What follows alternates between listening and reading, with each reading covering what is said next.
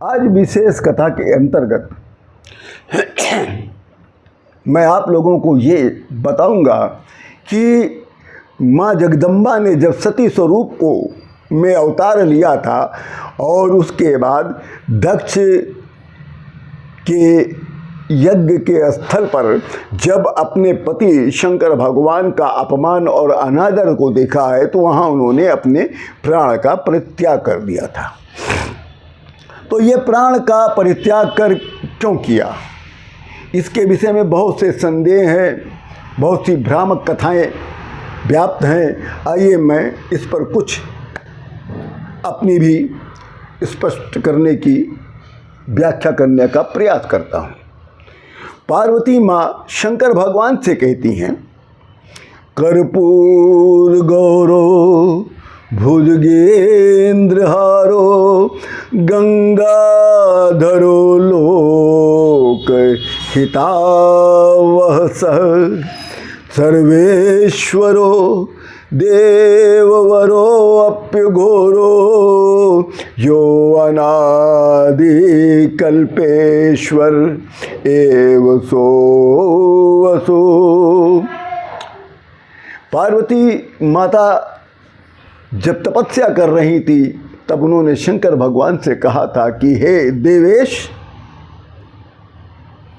आप तो मेरे प्राणपति हैं, हे महादेव आप तो वही हैं, परंतु मैं देवताओं के कार्य सिद्धि के लिए मुझे मैना के गर्भ से पुनः उत्पन्न होना पड़ा।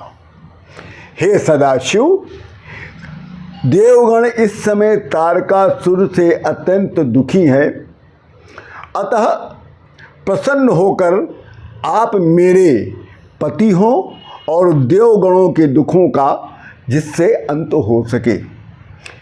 हे भोलेनाथ, पूर्व काल में मैं जब दक्ष कन्या सती थी तो उस समय मेरे पिता ने आपको दे दिया था, किंतु उस समय आपने शास्त्रीय विधि से मेरे साथ विवाह नहीं किया था।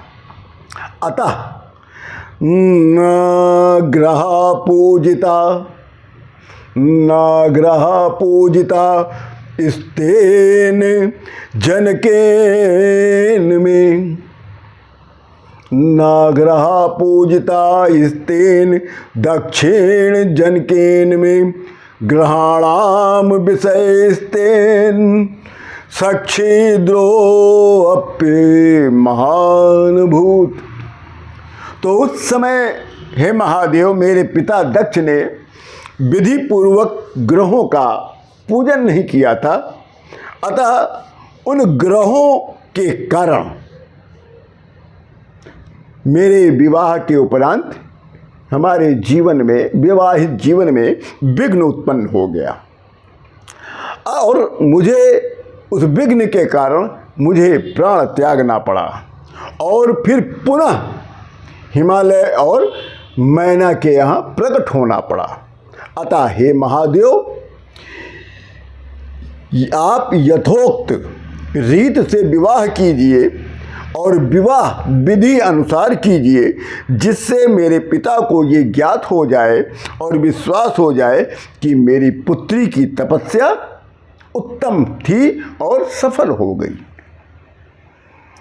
इससे ये स्पष्ट होता है कि जब भी कोई भी शुभ काम किया जाए तो उस शुभ काम के पहले बहुत ही विधि अनुसार नवग्रह का पूजन अवश्य करना चाहिए।